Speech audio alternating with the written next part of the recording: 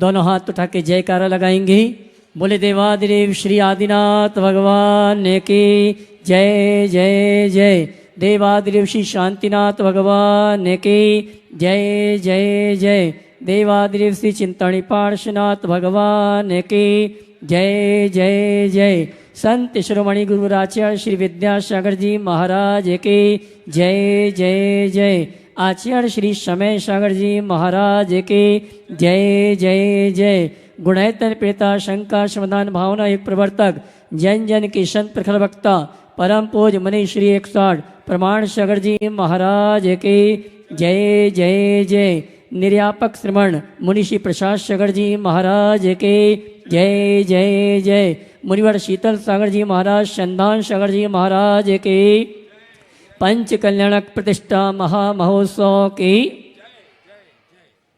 बुढ़ानगर की पंच कल्याणक प्रतिष्ठा महामहोत्सव के इस मंडप से सायंकालीन टीवी चैनल का बहुचर्चित विश्वविख्यात शंका समाधान के कार्यक्रम में हम और आप अपने शंकाओं का समाधान गुरुमुख से प्राप्त करें। उसके पूर्व पारस चैनल, जिनवाणी चैनल, आदिनाथ चैनल और प्रमाणिक ऐप के माध्यम से जिस कार्यक्रम को घर में बैठ के देखो सुन रहे उन सभी का और यहाँ पर उपस्थित समस्त श्रावक श्राविकाओं का सकल दिगंबर जैन समाज बुढ़ार हार्दिक अभिनंदन स्वागत करता है। आइए चलते हैं परम पूज मुनिवर के श्री चरण नमन करते आशीर्वाद प्राप्त करें और निवेदन करेंगे शंका समाधान के कार्यक्रम के लिए। दोनों हाथ जोड़ लेंगे, बोलेंगे हे मुनिवर नमोस्तु नमोस्तु नमोस्तु। और आइएगा बंधुओं, पूज श्री के पावन श्री चरणों में हम शंका समाधान के दिव्य सत्र के लिए प्रार्थना करते हैं। आज बुढ़ार की पावन नगरी और पावनता को प्राप्त हो गई जब प्रातः काल से श्रीमद जिनेन्द्र पंच कल्याणक प्रतिष्ठा महामहोत्सव का आगाज हुआ। घट यात्रा ध्वजारोहण के साथ साथ में और साथ ही साथ में आज याग मंडल विधान इंद्र प्रतिष्ठा आदि की सारी मांगलिक क्रियाएं की गई हैं। रात्रि में गर्भ में दिव्य परमात्मा अवतरित होंगे आएंगे। तो आज से यह अनुष्ठान प्रारंभ हो गया है जो लगातार 2 मार्च तक चलने वाला है।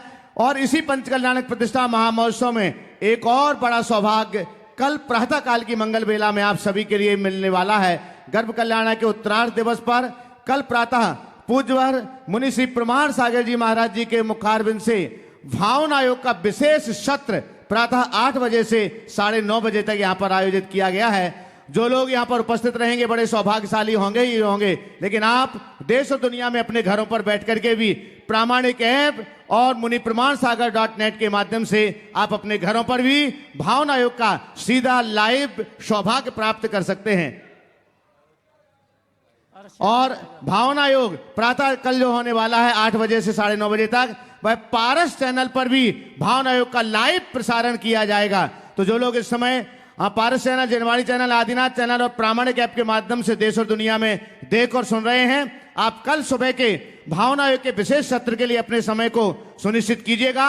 और प्रातः 8 बजे आप पारस चैनल के माध्यम से, प्रमाण सागर यूट्यूब चैनल के माध्यम से और साथ में प्रामाणिक ऐप के माध्यम से आप भावना योग का सीधा सीधा लाभ ले सकते हैं। दोनों हाथों को जोड़िएगा और हम चलते हैं शंका समाधान के दिव्य सत्र को आगे बढ़ाने के लिए पूज्यवर मुनि श्री संधान सागर जी महाराज जी के पावन श्री चरणों में।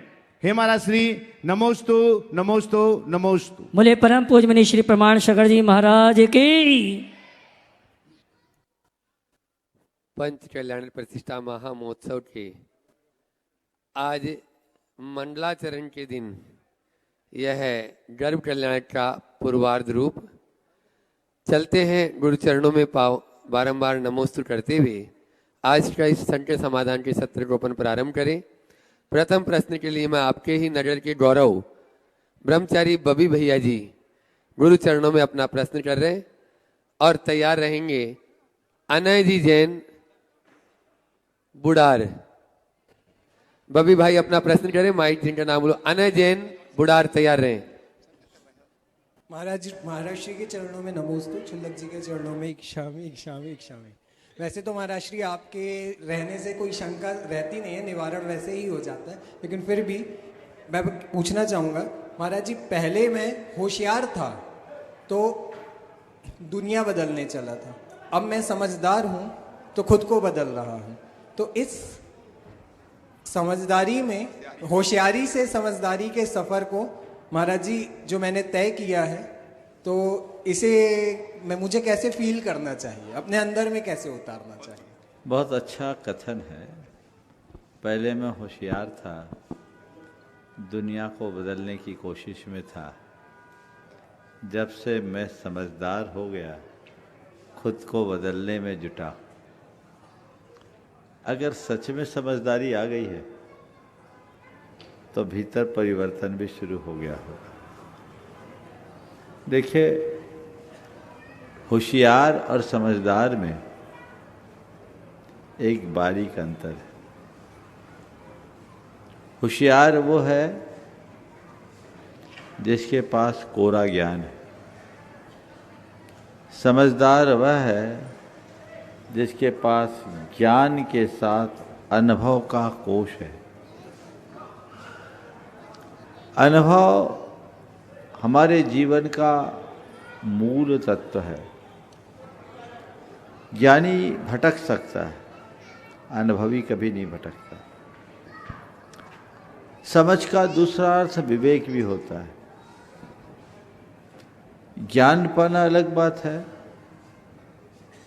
और विवेकी बनना अलग बात है। ज्ञान कोई भी पा सकता है, विवेक कोई ही पाते हैं। विवेक का मतलब है जैसे हिताहित का बोध हो, अपने पराये का ज्ञान हो, सार असार का भान।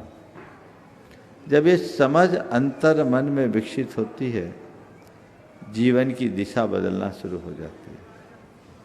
आपने ये कहा है कि मैं समझदार हो गया। मेरा एक कहना है, बुरा मत मानना, हर कोई अपने आप को समझदार ही मानता है, और न केवल मानता है अपितु अपने आप को समझदार साबित करने का प्रयास भी करता है। लेकिन कई बार ऐसा देखने में आता है कि कथित रूप से खुद को समझदार कहने और समझने वाले लोग भी बहुत प्रकार की नासमझी कर बैठते हैं। सच्चे अर्थ में समझदार कौन है? अगर कबीर के शब्दों में कहूँ तो मैं कहूँगा, समझा समझा एक है, अनसमझा सब एक।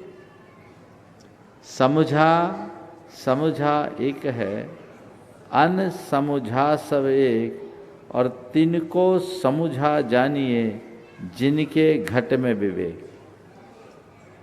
अपने अंदर के विवेक को देखो, जिससे जीवन के हिताहित का बोध हो, तभी अपनी समझदारी सही मान सकते हैं। मैं तुम्हारी समझदारी पर कोई संशय प्रकट नहीं करता, लेकिन हमें अपनी समझदारी बनाए रखने में कोई कसर नहीं छोड़नी चाहिए। हम खुद की समझ को खुद के भीतर विकसित करें, तभी हमारा कल्याण होगा। मास्टर अनय जैन बुढ़ार अपना प्रश्न करें और रागिनी जैन बुढ़ार तैयार है। महाराज जी के चरणों में नमोस्तु नमोस्तु नमोस्तु। छुल्लक जी के चरणों में इच्छामि। महाराज जी, आज का मेरा प्रश्न ये है कि लोकांतर देव कौन होते हैं और क्या करते हैं? बहुत अच्छा सवाल है। देखो, समस्त देवों में सबसे श्रेष्ठ देव की श्रेणी में आते हैं लौकांतिक देव। इन्हें देवर्षि कहा जाता है, यानी देवों में जो ऋषि तुल्य हो। ये ब्रह्मचारी होते हैं, इनकी कोई देवियाँ नहीं होती, ब्रह्मलोक के अंत में रहते हैं, इन्हें लौकांतिक कहते हैं। ये एक भावावतारी होते हैं। लोक ब्रह्मलोक में अपनी आयु पूरी करके मनुष्य बनेंगे, मुनि बनकर सीधे मोक्ष जाएंगे। इनकी परिणति बहुत निर्मल होती है। शास्त्र की भाषा में ये शुक्ल लेशा के धारी होते हैं। ये समस्त वांग्मय, समस्त शास्त्रों के ज्ञाता होते हैं, 14 पूर्व के ज्ञाता होते हैं, और कोई दुनिया के राग रंग में मगन नहीं होते। ये केवल भगवान के दीक्षा कल्याणक के समय भगवान के संबोधनार्थ आते हैं। समझ गए? तो सबसे पवित्र देव लौकांतिक देव होते हैं। हर कोई लौकांतिक नहीं बनता। लौकांतिक कौन बनता है? जो मुनि वैराग्य में लीन रहते हैं, कठोर तपस्या करते हैं, अपनी आत्मा के ध्यान में निमग्न रहते हैं, हर पल केवल शास्त्रों के अध्ययन और वैराग्य भावना में डूबे रहते हैं। उनमें से कोई कोई बीतरागी मुनि लौकांतिक बन पाते हैं। समझ गए? तुम जैसे बच्चों को अब तुम्हें बनाएंगे कि तुमसे बड़ों को बनाएंगे तो प्रतिष्ठाचार्य जी जाने, लेकिन लौकांतिक देव ऐसी सौम्य बच्चों को बनाए तो ज़्यादा अच्छा है, जो बहुत अच्छे से बात करेंगे। बहुत बहुत आशीर्वाद। चलो नमोस्तु महाराज। हे महाराज श्री रागिनी जैन बुढ़ार गुरु चरणों में अपना प्रश्न करें और तैयार रहेंगे। पीयूष जी जैन पंचरत्न रायपुर से अपने बीच में। हे महाराज श्री, मेरा त्रिवार मेरे परिवार का और समस्त कॉलेज कॉलोनी परिवार का त्रिवार नमोस्तु नमोस्तु नमोस्तु, त्रिवार इक्षामि इक्षामि इक्षामि। हे महाराज श्री, शब्द अक्सर अर्थ खो देते हैं पर खामोशी में कभी मिलावट नहीं होती, तो क्या महाराज श्री, क्या मिलावट वाले शब्दों पर बिना मिलावट वाली खामोशी अधिक सुपीरियर है? देखो, कई बार कहा जाता है कि मौन वाणी से भी वाचाल। कई बार जो हम शब्दों से नहीं कह पाते वो मौन से व्यक्त हो जाता है। गुरुदेव का एक हाइकू है, जवाब न देना भी लाजवाब है। तो कई बार हमें जवाब देने से बचने में भी फायदा होता है, तो हम मौन को भी मुखर बनाने का प्रयत्न करें। पीयूष जी जैन पंचरत्न रायपुर से अपने बीच में तैयार की। ज्योति जैन पेंड्रा रोड। मुनीष जी के चरणों में नमोस्तु, छुल्लक जी के चरणों में इक्षामि। महाराज श्री, मेरा प्रश्न यह है कि आज के कॉरपोरेट कल्चर में जब हमारी कुछ ऑफिशियल मीटिंग्स हमको अटेंड करना ज़रूरी रहता है, लेकिन वहाँ पे हमारे धार्मिक जो वैल्यूज़ हैं वहाँ से थोड़ा हमारे अलग देखने को मिलता है, तो कैसे हम संतुलन बनाए रखें उस जगह पे? और जो वैल्यूज़ हम लोग फॉलो करते हैं जैनिज़्म में, ऑफिशियल कल्चर में कहीं ना कहीं वो चीज़ें देखने को मिलती हैं कि डेविएट हो रही हैं, तो कैसे अपना मानसिक संतुलन भी और कैसे अपना मनोबल बनाए रखें? देखो, जैनियों में बहुत सारे लोग कारपोरेट से जुड़े हुए हैं, प्राय ज़्यादातर एमएनसीज में ही काम करते हैं। मेरे संपर्क के ऐसे बहुत सारे युवक और युवतियां हैं जो बड़ी बड़ी कंपनियों में काम करते हैं, लेकिन वहाँ पर भी पूरे अपने जैनिज़्म को फॉलो करते हैं। उसके लिए थोड़ा सा संघर्ष करना पड़ेगा। जब कभी भी इस तरह की मीटिंग्स हो और उन मीटिंग्स में यदि इस तरह की चीज़ें सामने आए, अत्यंत विनम्र किंतु दृढ़ता से आप उसका निषेध कर दें कि ये हमारे धार्मिक कायदे के विरुद्ध है, ये हम नहीं कर सकते, कृपया हमें क्षमा करें, हम ऐसा नहीं कर पाएंगे। अगर ये बात हम दोहरा दें तो चीज़ें हमारे अनुकूल हो सकती हैं और हम चीज़ों को बदल सकते हैं। तो घबराना नहीं चाहिए। हमें ऐसे प्रसंगों में न तो बहुत ज़्यादा झुकना चाहिए और न ही ज़्यादा अकड़ना चाहिए। अपना व्यवहार विनम्र बनाना चाहिए और स्टैंड पक्का रखना चाहिए। विनम्र किंतु दृढ़, ये दोनों चीज़ें आप बना कर रखेंगे तो फिर कठिनाई नहीं होगी। शुरुआत में थोड़े दिन कठिनाई हो सकती है, लेकिन बाद में आप देखेंगे कि धीरे धीरे लोग आपको आदर देना शुरू कर देंगे। अगर मान लीजिए किसी पार्टी में आप हैं और वहाँ लोग पीने पाने का काम कर रहे हैं, आप उनको करने दीजिए, आप एक साइड बैठ जाइए। जी महाराज जी। कुछ अभक्ष भक्षण हो रहा है, आप कह दीजिए मैं नहीं खाऊंगा, चुपचाप बैठे रहिए। तो धीरे धीरे लोगों को संकोच होगा। हमें खुद को अंदर से मजबूत बनाना पड़ेगा। जब तक आप अपने नियम कायदों में दृढ़ नहीं रहोगे, उसका गौरव का अनुभव नहीं कर पाओगे। और खुद ही लगे यार ये तो हमारे लिए बड़ी रुकावट बन रही है, इससे तो मेरा कैरियर प्रभावित हो रहा है, मैं क्या करूं, मैं सबके साथ मिक्सअप नहीं हो पा रहा हूं, तो तुम्हारा जो एक कमज़ोर मन है तुम्हें तोड़ देगा। हकीकत में तुम्हारा प्रभाव उन पर पड़ना चाहिए, उनकी छाया तुम पर नहीं पड़नी चाहिए। समझ गए? अपनी चर्या की छाप उन पर छोड़कर आओ ताकि दृढ़ता से अपने नियमों को निभा सको। नमोस्तु महाराज, नमोस्तु महाराज। ज्योति जैन पेंड्रा रोड अपना प्रश्न गुरु चरणों में करें और तैयार रहेंगे इस पंच कल्याण प्रतिष्ठा महामहोत्सव में जिन्होंने ध्वजारोहण करने का सुअवसर प्राप्त किया। उत्तम चंद जी, प्रभा देवी जी, अनुराग जी, कोयला परिवार पूरे परिवार के साथ में। नमोस्तु महराशि, नमोस्तु महराशि, नमोस्तु महराशि। वित्त के प्यासे लोग के चित्त स्थिर नहीं होते, ऐसा क्यों महाराज? फिर से बोलिए। वित्त के प्यासे लोग के चित्त, वित्त के प्यासे लोग के चित्त, वित्त वित्त, हाँ तो वित्त बोलो ना। वित्त वित्त, हाँ हाँ, धन के प्यासे, हाँ धन के प्यासे लोग हाँ। के चित्त स्थिर नहीं होते हैं, ऐसा क्यों? हाँ, वित्त के प्यासे लोगों का चित्त स्थिर नहीं होता, ऐसा क्यों? ठीक है ना, वित्त और चित्त का प्रास मिलाया है ना। तो वित्त के प्यासे लोगों का चित्त कभी स्थिर नहीं रहेगा, क्योंकि वित्त का स्वभाव ही ऐसा है जो चित्त को न लगने दे, जो दौड़ाए, स्वभाव ही ऐसा है। आर्चासी ने एक हाइकू लिखा है, आती दौलत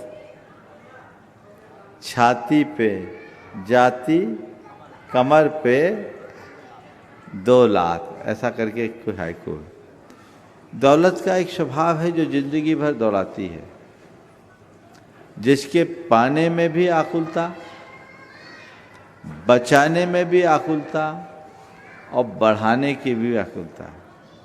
शास्त्रकारों ने लिखा है, अर्थस्य अर्जनम दुखम अर्जितस्य च रक्षणम। अर्थ का अर्जन दुखकारी है और अर्जित का रक्षण दुखकारी है। आए दुखम बे दुखम तदर्थम प्रार्थना व्यथा। जिसके आने में भी दुख और जाने में भी दुख, इसलिए उसकी ललक ही व्यर्थ है।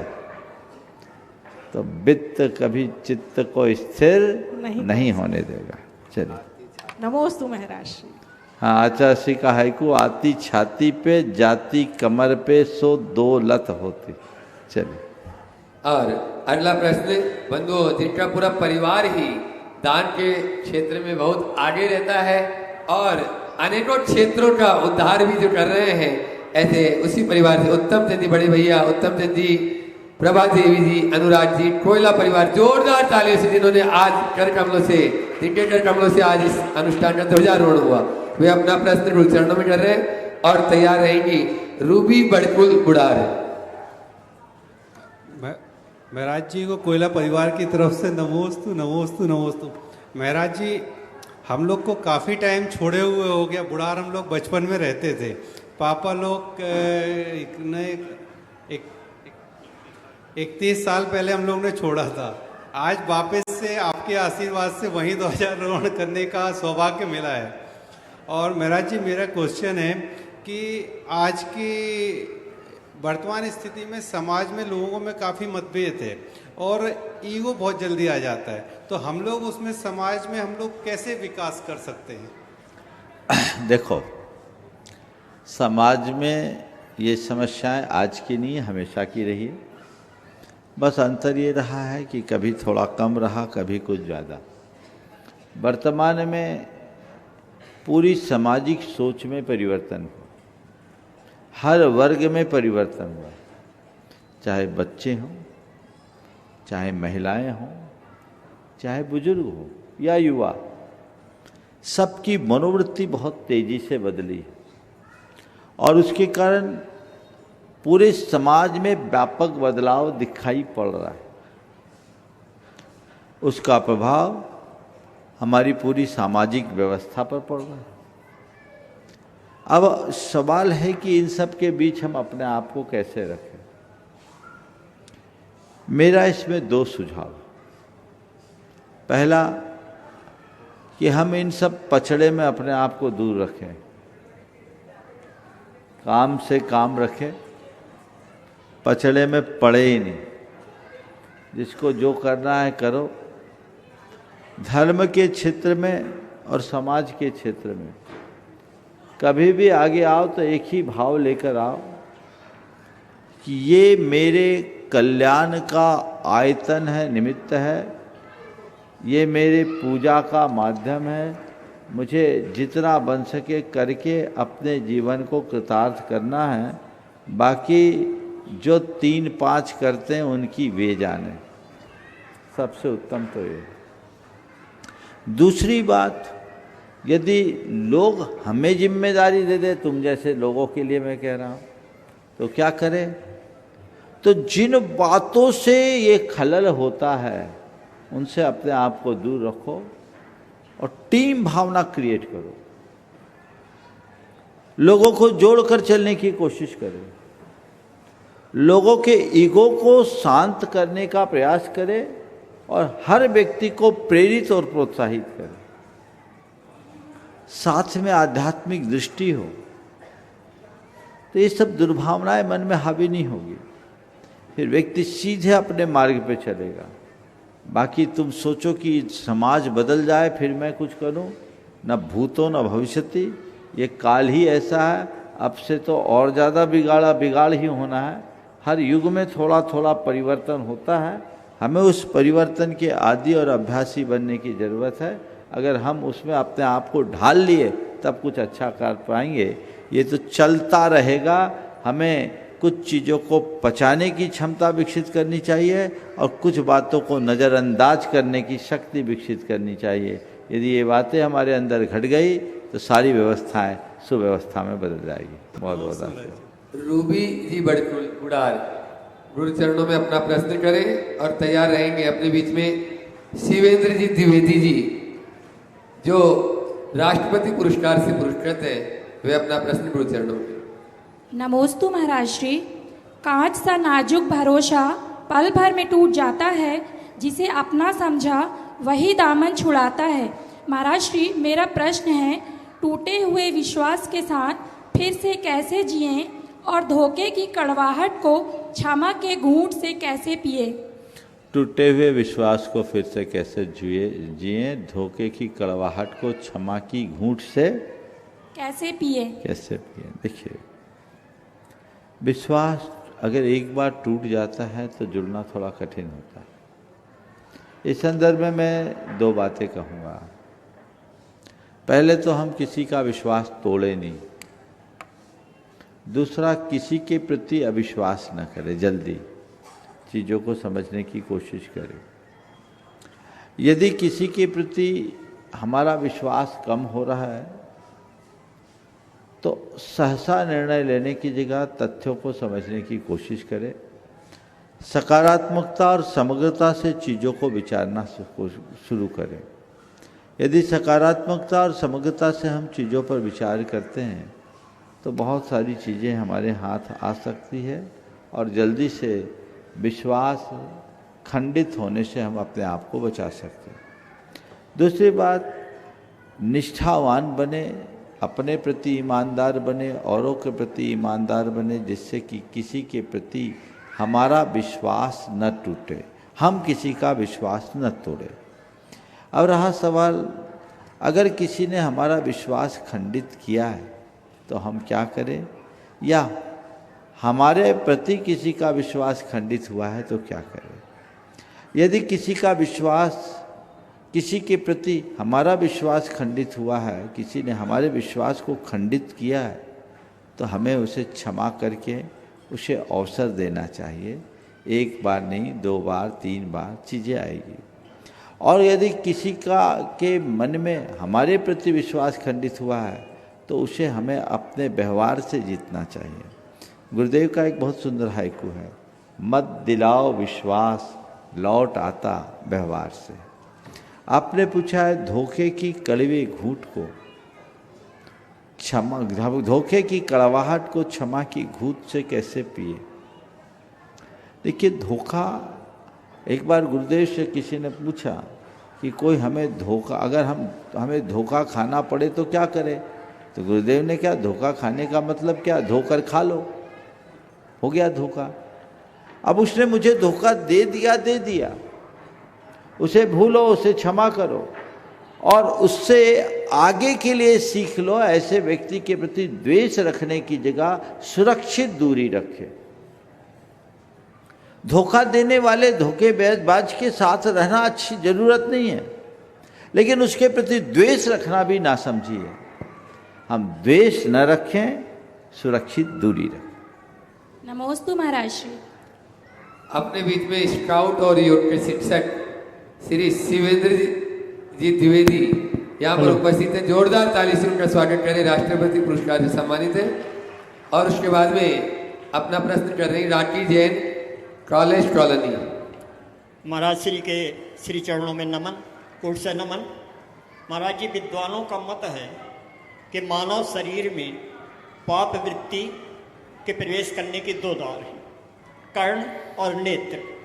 यदि जाने अनजाने धोखे से पाप वृत्ति अंदर चली जाती है, कानों से सुनकर या आंखों से देखकर, तो उससे बचने का उपाय क्या है महाराज जी? बहुत अच्छा सवाल किया। हमारे चित्त में पाप के प्रवेश करने के दो द्वार हैं, कर्ण और नेत्र। आपने पूछा धोखे से यदि कानों से सुनकर और नेत्रों से देखकर पाप का प्रवेश हो जाए तो उससे बचने का उपाय क्या है? देखिए, कहीं यदि दूषित वायु घुस जाती तो क्या करते हैं?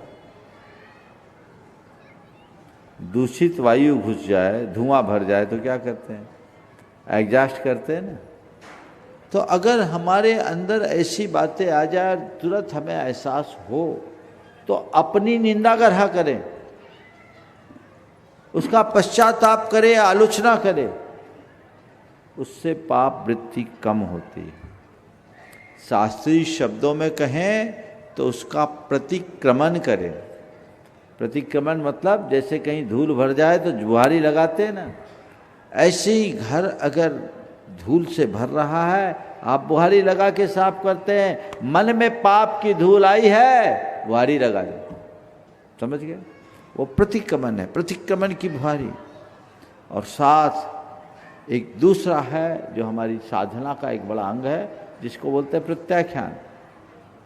प्रत्याख्यान यानी भविष्य में उसकी पुनरावृत्ति न करने का संकल्प भी साथ साथ ले। अतीत के दुष्कृत्यों का पश्चाताप कर प्रतिक्रमण से शोधन करे और भविष्य में उसकी पुनरावृत्ति ना हो, इस सजगता के लिए प्रत्याख्यान करे, त्याग करे। अब हम ऐसा नहीं करेंगे तो हम पाप वृत्ति से अपने आप को काफी हद तक बचाने में समर्थ हो सके। राकी जैन, कॉलेज कॉलोनी, बुढ़ार, गुरु चरणों में अपना प्रश्न करें और तैयार रहेंगे। मेह जैन, बुढ़ार। महाराज श्री के चरणों में त्रिकाल नमोस्तु, क्षुल्लक श्री के चरणों में क्षामी। महाराज श्री, मेरा प्रश्न यह है कि जैन आगम में उत्पाद व्यय द्रव्य युक्तम सत के माध्यम से द्रव्य की त्रैकालिक सत्ता का प्रतिपादन हुआ है।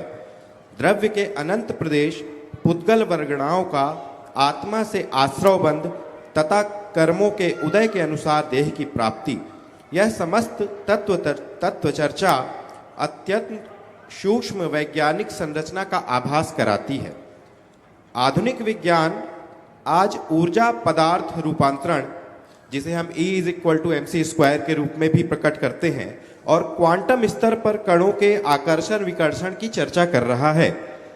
क्या यह मानना युक्ति संगत होगा कि जिन सत्यों को हमारे मुनियों ने आत्मानुभूति और केवल ज्ञान परंपरा से जाना, विज्ञान आज उपकरणों के माध्यम से उसी दिशा में अग्रसर है? यदि ऐसा है तो जैन दर्शन की इस वैज्ञानिकता को वैश्विक बौद्धिक मंच पर प्रामाणिक रूप से स्थापित करने में हम कहाँ पिछड़ गए? क्या आवश्यकता इस बात की है कि आगमिक तत्व ज्ञान को आधुनिक वैज्ञानिक भाषा में पुनर्व्याख्यात किया जाए? मार्गदर्शन करें मुनिश्री। पहले तो मैं चाहूँगा इनके सवाल के लिए इनका जोरदार करतल ध्वनि से अभिनंदन करें। ये बात सत्य है कि जैन धर्म में जो पदार्थ की व्यवस्था दी गई है वो पूरी तरह वैज्ञानिक है। वैज्ञानिकों ने उसे आज मान्यता दी, लेकिन हमारे शास्त्रों में बहुत पुरातन काल से इन सब बातों का उल्लेख हुआ है। मुझे आपके सवाल से ऐसा लगता है कि आप विज्ञान के विद्यार्थी हो और आपके माध्यम से आप जैसे अन्य विज्ञान के विद्यार्थियों के चिंतन के लिए मैं 2-3 प्रसंग रखना चाहूँगा। सबसे पहले हम परमाणु के सिद्धांत को लें। विज्ञान और धर्म में एक मौलिक अंतर है। विज्ञान की निष्पत्तियां प्रयोग पर आधारित होती है और धर्म की उत्पत्तियां अनुभव से निकलती है। प्रयोग आधारित निष्पत्तियां बदलते रहती है, लेकिन अनुभव से जो निश्चित होता है वो एक होता है। धर्म शास्त्रों में जो बातें लिखी गई है वो हमारे ऋषि मुनियों भगवंतों के अनुभव प्रसूत बातें हैं। जैसा उन्होंने अनुभव किया, जिसका उनने साक्षात्कार किया, वो हमें बताया। वैज्ञानिकों ने जो बातें कही वो उनने प्रयोग करके जो पाया उसके आधार पर लिखी। इससे जो अंतर आया, मैं 2-3 बातों पर आपका ध्यान केंद्रित करूंगा। जैसे परमाणुवाद, डाल्टन के परमाणुवाद से लेकर एडिक्टन और बोसोन तक कितने परिवर्तन हो गए, लास्ट में गॉड पार्टिकल्स तक आए। अगर देखा जाए तो पुरानी सारी बातें अब डस्टबिन में चले जाएंगी, कोई मतलब नहीं। अभी तो बोसोन का ही मुख्य है। जैन धर्म में शुरू से कहा गया है कि परमाणु वह मूल कण है जिसमें अन्य कोई विभाग या कण संभव नहीं है, वह पुद्गल का अंतिम अविभाज्य और स्वाभाविक स्वरूप है। अभी जिस गॉड पार्टिकल की बात कर रहे हैं ना, जैनिज्म के अनुसार हमारा परमाणु उससे भी अत्यंत सूक्ष्म है। एक निष्पत्ति, धीरे धीरे आज नहीं कल आ सकते। एक जमाने में विज्ञान मैटर और एनर्जी को 2 अलग अलग वस्तु मानता था। अब एडिक्टन ने बात स्थापित किया कि मैटर और एनर्जी एक ही वस्तु के 2 चीजें नाम है। हमारा जैनिज्म हजारों साल पहले से ये कहता था कि मैटर और एनर्जी दोनों एक है, क्योंकि साउंड और लाइट को हमने पुद्गल की पर्याय मानी है। समझ गए? तो ये चीजें हमारे शास्त्रों में हैं और इस पर काफी कुछ काम भी हुआ है। Professor G.R. जैन की कृति रही है कॉस्मोलॉजी ओल्ड एंड न्यू। इसमें उन्होंने बहुत अच्छे तरीके से इन्हें साइंटिफिक बेस पर चीज़ों को लिखा। इसी तरह एस्पेक्ट ऑफ जैनिज्म और the scientific basis of Jainism भारतीय ज्ञानपीठ से पुस्तकें प्रकाशित है, आप देख सकते हैं। उनमें इन सब बातों को उन्होंने रेखांकित किया। लेकिन हमारा दुर्भाग्य, हमारे साथ विडंबना ये है कि सांप्रदायिक अभिनिवेश से ग्रसित होने के कारण लोगों ने हमारी बातों को महत्व कम दिया। आज का युग एकदम एडवांस टेक्नोलॉजी का युग है। पहले लोगों को प्लेटफॉर्म खोजना पड़ता था, अब हर कोई प्लेटफॉर्म बनाने में समर्थ है। मैं तो कहूँगा हमारे समाज के जितने भी प्रतिभा संपन्न लोग हैं, जो विज्ञान में अभी रुचि रखते हैं, विज्ञान में दक्षता प्राप्त किए हैं, वे हमारे शास्त्रों को अच्छे से समझने की कोशिश करें और शास्त्रों की गहराई में उतरकर उनका मंथन करें, आधुनिक तरीके से उन पर शोध करें, ताकि एक बड़ा परिवर्तन किया जा सके और समाज के बीच, समाज के जगत के बीच हम जैन धर्म के मूलभूत सिद्धांतों को तथ्यात्मक तरीके से प्रस्तुत कर सकें। मेहर जैन बुढ़ार गुरु चरणों में अपना प्रश्न करें और उसके बाद तैयार रहेंगे जितेंद्र जी जैन बुढ़ार। नमोस्तु गुरुदेव। मेरा प्रश्न यह है कि सफलता की सीढ़ियां चढ़ते चढ़ते मन में घमंड सा आ जाता है और कभी कभी जब असफलता मिलती है तो मन बिखर सा जाता है, तो ऐसे में नौकरी में स्थिरता और संभाव कैसे बनाए रखें गुरुदेव? सफलता के शिखर पर चढ़ते चढ़ते, सोपानों पर चढ़ते चढ़ते घमंड आता है और अगर गिर जाए, असफलता मिलने लगे तो बिखर जाता है। देखिए, ये सब चीज़ें होती हैं और उसके भीतर होती है जिसे अध्यात्म की समझ नहीं होती, जो बाह्य उपलब्धियों को ही सब कुछ मानता है, उसके जीवन में होगा। लेकिन जो अपनी आत्मा को पहचानता है उसके लिए कुछ नहीं होगा। हमारे यहाँ एक बात हम सबको बचपन में पढ़ाया गया, शायद आपको भी याद हो, पुण्य पाप फल माहि हरख विलखो मत भाई, यह पुद्गल पर जाय उपज विनसे थिर नाही। यह हम सबको बचपन में पढ़ाया गया है कि पुण्य और पाप के फल से हर्ष और विषाद मत करो, ये पौद्गलिक है, क्षण भंगुर है, कभी भी नष्ट हो जाने वाला है। यह पुद्गल पर जाए उपज विन से थिर नाही, उत्पन्न होकर के नष्ट हो जाएगा। आज है कल रहे न रहे कोई पता नहीं। राजा को रंग बनते और रंग को राजा बनते कोई देर लगती है क्या? नहीं। करोड़पति रोडपति बन जाता, रोडपति को करोड़पति बनते देर नहीं लगती। भिखारी सम्राट बन जाता है, सम्राट को भिखारी बनते देर नहीं लगती। ये संसार का खेल बड़ा विचित्र है। अर्श से फर्श पर और फर्श से अर्श पर आने में कोई देर नहीं लगती, कोई पतियारा नहीं कब किसकी लॉटरी खुले और कब किसकी लुटिया डूबे, वो ठिकाना है। अचानक किसी की लॉटरी खुल सकती है और अचानक किसी की लुटिया डूब सकती है। चक्र अंदर का है। हम कर्ता नहीं हैं, हम निमित्त हैं। जब तक जीवन और जीवन की व्यवस्था को समग्रता से नहीं समझोगे, ऐसी दुविधाएं बनी रहेगी। जिस दिन जीवन की वास्तविकता को समझ लोगे, तुम्हारे पास सब कुछ रहेगा, स्वामित्व नहीं होगा, ममत्व नहीं होगा। और स्वामित्व और ममत्व नहीं होने पर आसक्ति भी नहीं रहेगी, अभिमान भी नहीं रहेगा। और जब आसक्ति और अभिमान मिटेगा तो दुख भी नहीं होगा और हर्ष भी नहीं होगा, जीवन में स्थिरता बनी रहेगी। इसलिए अपने जीने का तरीका परिवर्तित करें। नमोस्तु। जितेंद्र जी जैन बुढ़ार गुरु चरणों में अपना प्रश्न करें। और आज अपने बीच में आपके ही नगर के स्वामी महंत जी श्रीकांत जी गीता अनुरागी यहाँ पर उपस्थित है, जिन्होंने गुरुवर की आठवानी भी बहुत भक्ति भाव के साथ की। जोरदार ताली से उनका स्वागत करेंगे। अभी वे भी अपनी बात, अपना प्रश्न गुरु चरणों में करेंगे। साथ में रहेंगे छोटे लाल जी सराव जी, पूर्व विधायक। हे गुरुवर नमोस्तु नमोस्तु नमोस्तु।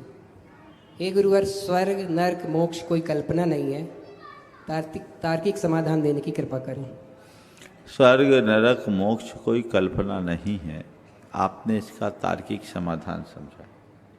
देखो भाई, एक बार मुझसे किसी ने कहा, महाराज स्वर्ग नरक है? हमने कहा भैया ये सवाल तो उसको करना है जिसको संशय हो, मुझे तो कोई संशय नहीं है। मेरी दृष्टि में तो है सो है, तुम्हें नहीं लगता तो तुम जानो। नहीं महाराज दिखता तो नहीं है। तो हमने कहा जो दिखता है वही सच है, ये धारणा भी सही नहीं है। दुनिया में बहुत सारी चीजें ऐसी है जो दिखती है पर सच नहीं है, और बहुत सारी बातें ऐसी जो दिखती नहीं पर सच है। पर महाराज कैसे? हमने कहा घर की छत से क्षितिज को देखो, दिखता है कि धरती और आसमान मिलकर एक हो गया? दिखता है कि नहीं दिखता? आप घर की छत से देखोगे नजर, और 2, 5, 10 मील जाएंगे, एक छोर आएगा, धरती आसमान मिलकर एक हो गया। मैं आपसे पूछता हूं दिख रहा है कि नहीं दिख रहा है? पर दुनिया के किसी कोने में ऐसा छोर है जहां धरती और आसमान मिलकर एक हुआ हो? बोलो बोलो तो नहीं। दिखता है पर सच नहीं है ना? अब बताओ, तुम्हारे परदादा सरदादा तुम्हें आज दिख रहे हैं? बोलो बोलो तो भैया है? नहीं। पर वो सच है कि नहीं? वे नहीं तो तुम कहां से आए? दिखता है वो सच नहीं, और नहीं दिखता वो सच है।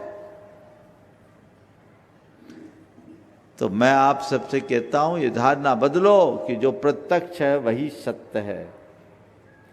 प्रत्यक्ष है वो तो सत्य है, लेकिन जो जो प्रत्यक्ष है वही सत्य है, ये धारणा ठीक नहीं। बहुत सारी चीजें हैं जो हमें तुम्हें प्रत्यक्ष नहीं है, पर किसी ने किसी को प्रत्यक्ष हुई है और उनका अपना अस्तित्व है। अपने बाप दादाओं को हमने तुमने नहीं देखा, लेकिन किसी ने देखा कि नहीं देखा। स्वर्ग नरक आज हमारे ज्ञान का विषय नहीं है, पर दिव्य ज्ञानियों के प्रत्यक्ष ज्ञान का विषय उन्होंने जाना है और अपने ज्ञान से हमें बताया है। हमारी जिम्मेदारी है हम उस पर श्रद्धान करें।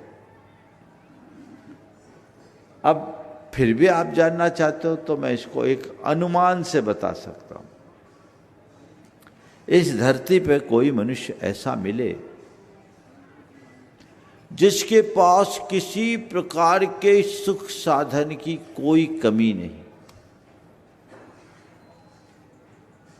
जो चाहे सब उसके चरणों में न्यौछावर हो रहा है ऐसे लोग।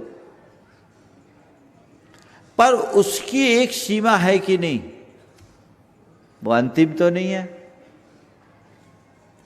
वो जो उसको सुख मिला है, इस सुख की एक सीमा है। इससे ऊपर के लेवल का जो सुख है समझ लो वो स्वर्ग है। और आपको बहुत से ऐसे मनुष्य मिल जाएंगे जो मनुष्य तन को धारण करने के उपरांत भी बहुत ही कुत्तों से भी बुरा जीवन जी रहे हैं। उनका जीवन बड़ा करुण है, जिनके शरीर में गलित कुष्ठ है, हाथ पांव कटे हुए हैं, तल पर बैठी मक्खी को भगाने में भी जो असमर्थ है, रहने को छत नहीं, पहनने को वस्त्र नहीं, खाने को अन्न नहीं, दीनहीन अनाथ बना हुआ है। दुख है ना, दुख है। पर इस दुख की भी एक सीमा है और ये सहन करने योग्य दुख है। पर क्या ये आखिरी है? इससे अगर आगे का भी दुख हो सकता है ना, तो समझ लेना इससे आगे का दुख भोगने के लिए नरक है। समझ गए? तो धरती के सुख का जो चरम है, उससे आगे के सुख को भोगने का स्थान स्वर्ग है। और इस धरती पर जो दुख है, उस दुख का चरम है, उससे आगे के दुख को भोगने का स्थान नरक है। ऐसा मान करके चलना चाहिए और इस आधार पर हम अनुमान कर सकते हैं। और आप सभी और मोक्ष है, बहुत अच्छा, मोक्ष की भी बात कर देता हूं। देखिए, मोक्ष का मतलब क्या है? मोक्ष कोई स्थान नहीं, मोक्ष की स्थिति है। मेरी बातों को ध्यान से सुनिएगा। मोक्ष स्थान नहीं, मोक्ष की स्थिति है। ऐसा कोई स्थान नहीं कि वहां गए वहां मोक्ष मिल गया। मोक्ष का मतलब क्या है? आत्मा की शुद्ध अवस्था, जो आत्मा की परिपूर्णता का द्योतक है। तो आत्मा की शुद्ध अवस्था है। शुद्ध अवस्था कब होगी? अशुद्धि हटेगी तो शुद्ध हो जाएंगे। पुराने जमाने में सोना को प्यूरिफाई किया जाता था तो कहते 16 बानी का ताव दो। आज तो 24 कैरेट आ गया। 16 बानी का ताव, यानी जितनी बार उसको ताव देंगे उतनी उसकी अशुद्धि हटेगी। और जैसे जैसे अशुद्धि हटती 100 टन शुद्ध हो गया।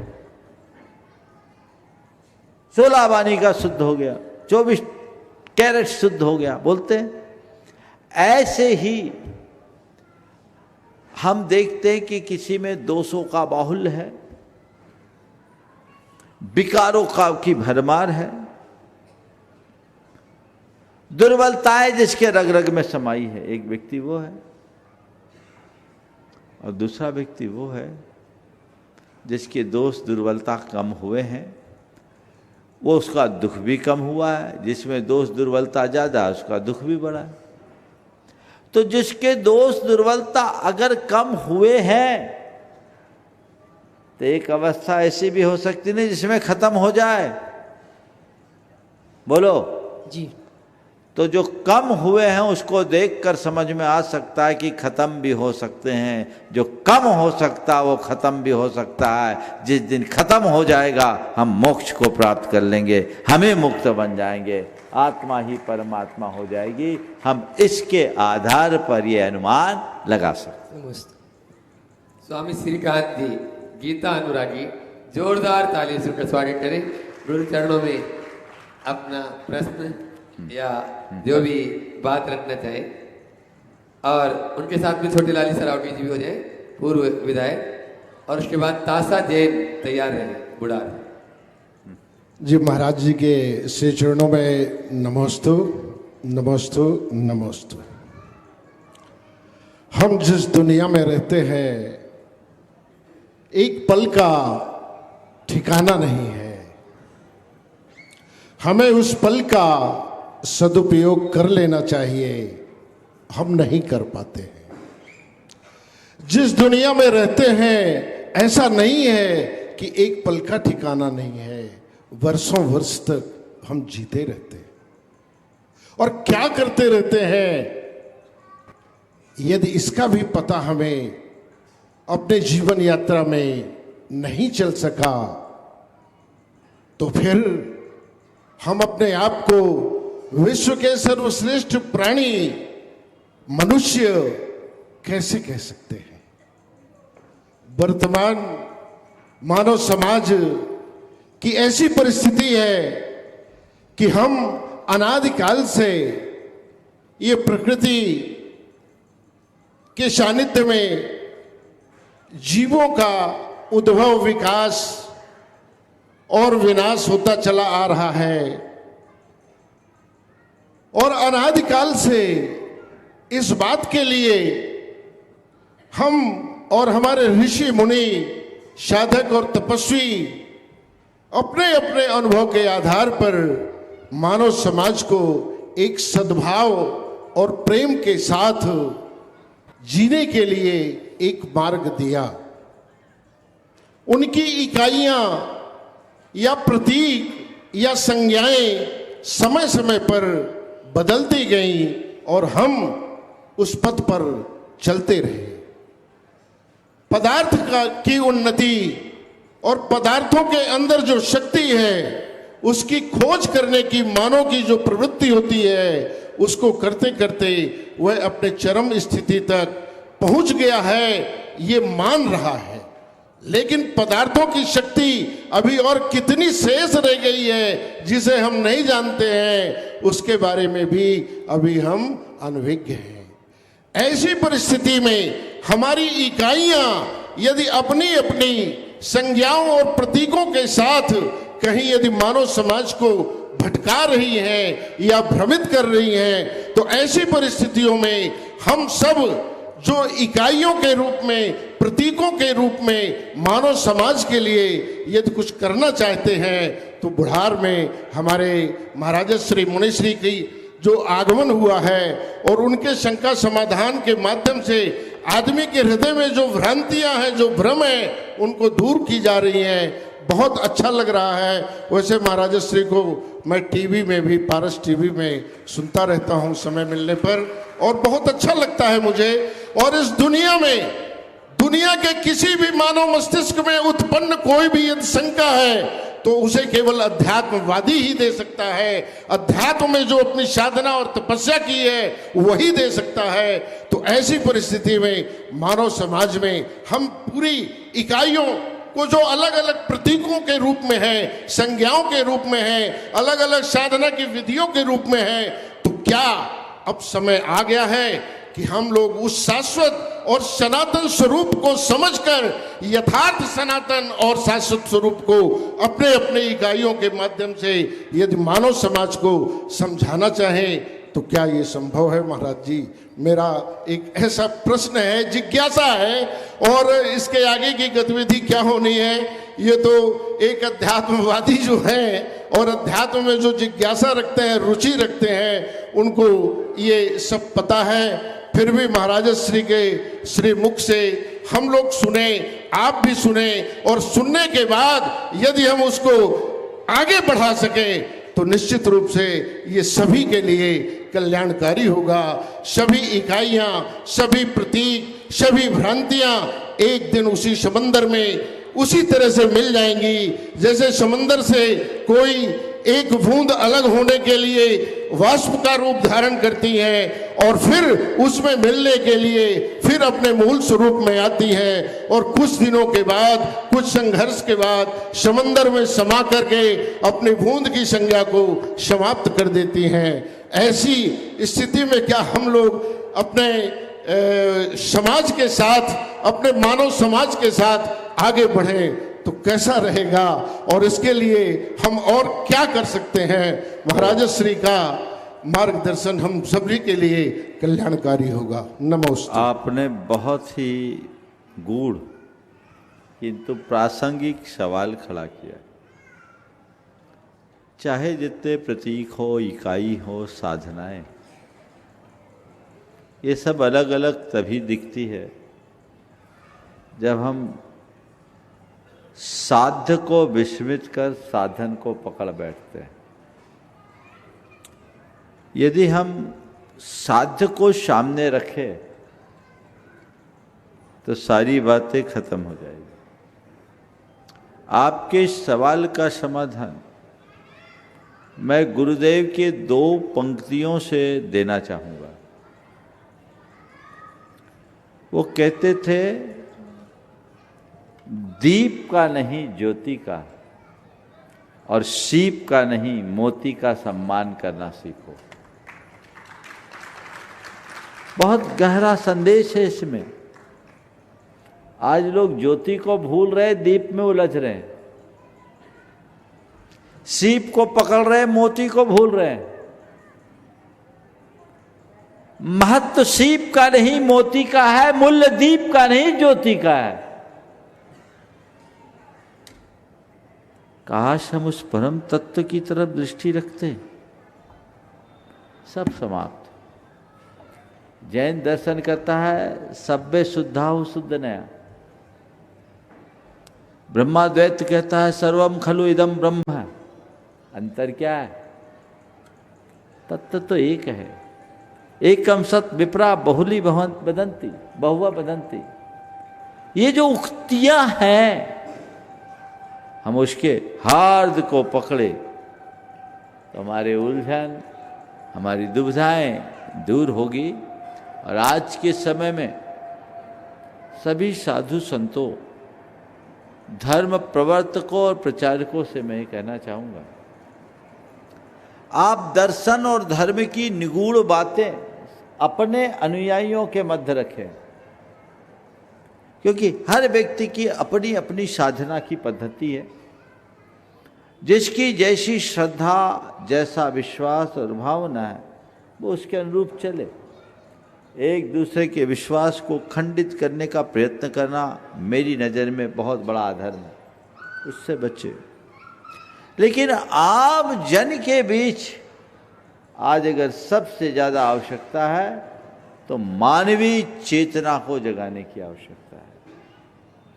आज संवेदनाओं का ह्रास हो रहा है। हम केवल एक लक्ष्य रखें, जियो और जीने दो। इस मंत्र घोष को जगत व्यापी बना दें तो समाज में बहुत बड़ा परिवर्तन घटित हो सकता है। वो हम सबके लिए एक उपलब्धि होगी। विडंबना है कि आज लोग उथली बातों में उलझ रहे हैं, गहराई को कोई छूने का प्रयास नहीं कर रहा है। हमारी संस्कृति अनेकता में एकता की संस्कृति है, हम उस बात को समझें। इसलिए मैं पुनः कहूँगा, मूलभूत तत्व को हम पहचानने का प्रयास करें और उस दिशा में आगे बढ़ें। बंधुओं, कल आप सब लोगों ने पंचकलानक प्रतिष्ठा महोत्सव में भी सभी को लाभ देने के लिए भावना योग का कार्यक्रम रखा है। कल प्रातःकाल 8:30 बजे से भावना योग का कार्यक्रम, आप उसको लाभान्वित होंगे। सविता जी। हाँ, अपने बीच में सविता जी कोयला परिवार से यहाँ पर उपस्थित है। प्रमोद जी कोयला परिवार की धर्मपत्नी, जोरदार तालियों से जो आज जिन्होंने ध्वजारोहण किया, उसी परिवार, पूरा परिवार एक साथ हो जाए। एक प्रश्न गुरु चरणों में कर रहे हैं, समय कम है, सीधे सीधे प्रश्न कर ले और फिर उसके बाद नमोस्तु महाराज श्री। मेरा प्रश्न है कि पाप पुण्य तो सभी लोग जानते हैं, लेकिन कर्म के बारे में बहुत कम जानते हैं। उसका क्या उद्देश्य है और क्या महत्व है? कृपा कर जो कर्म को जान लेगा उसे पाप पुण्य जानने की जरूरत ही नहीं पड़ेगी। पाप पुण्य तो कर्म का ही अंश है ना। तो वस्तुतः हमें कर्म का विज्ञान जानना चाहिए, और कर्म का विज्ञान वही जानता है जो जीवन के मर्म को जानता है। समय हो गया, यहीं पर विराम। बोलिए अहिंसा परमो धर्म की।